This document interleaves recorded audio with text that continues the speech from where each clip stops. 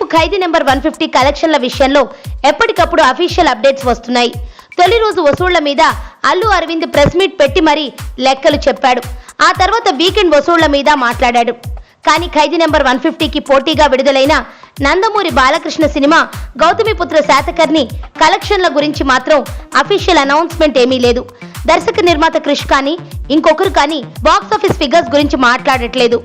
చిరు సినిమాతో పోలిక సంగతి పక్కన పెడితే బాలయ్య కెరీర్ లో శాతకర్ణి బిగ్గెస్ట్ హిట్ గా నిలవడం అభిమానులకు ఆనందాన్నిచ్చిన విషయం.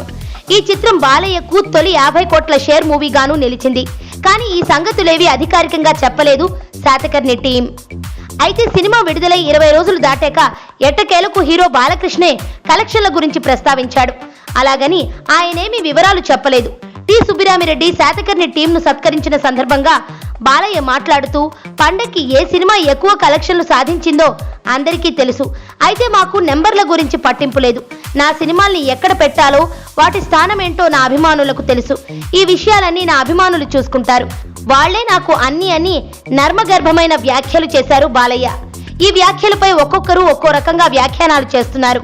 కొందరేమో కలెక్షన్ల కంటే కంటెంట్ గొప్పదని బాలయ్య చెప్పదలుచుకున్నాడని అంటే, ఇంకొందరు నిజాయితీగా ఖైదీ నెంబర్ 150 కలెక్షన్లే ఎక్కువ అని ఒప్పుకున్నాడని అంటున్నారు. ఏదేమైనా బాలయ్య వ్యాఖ్యలు చర్చనీయాంశమైతే అయ్యాయి.